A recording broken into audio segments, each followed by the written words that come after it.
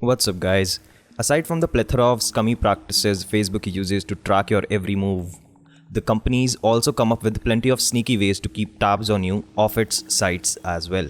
Now, a new study wants to fight back against these off-site trackers by tracking them back. Researchers at Mozilla announced this week the launch of its Facebook Pixel Hunt study, which seeks to track the company's immense web-wide tracking network and investigate the intel it is collecting on its users. As the name suggests, this study is focused on a piece of tracking tech known as the Facebook Pixel. Chances are you have visited a site that uses it. These tiny pieces of tech are buried in literally millions of sites across the web, from online stores to news outlets to, well, you name it.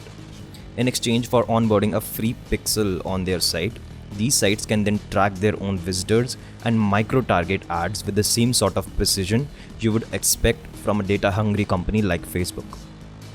In exchange for giving these sites the power to track every page view, purchase, search query, and much more, Facebook naturally requires that this data be shared with it too.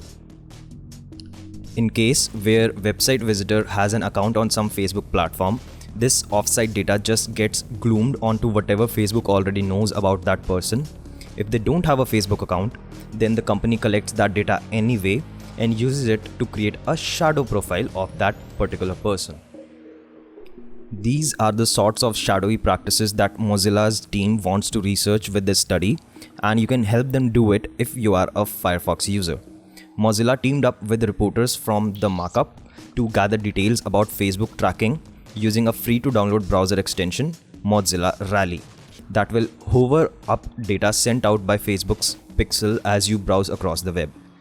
Aside from that data, the extension also keeps track of the time spent on different web pages, the URLs that browser visits, and more. Mozilla was quick to note in its announcement that the only data being exported from the extension will be de-identified and not shared with any third parties besides the markup's reporters.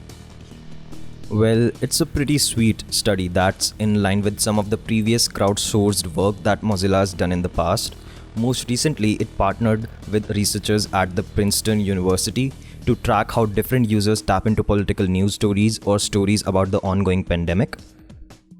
Before that, the company created a separate extension, the Regrets Reporter, that pulled data from people's YouTube recommendations to research the sorts of awful rabbit holes that the YouTube platform was trying to push down its users.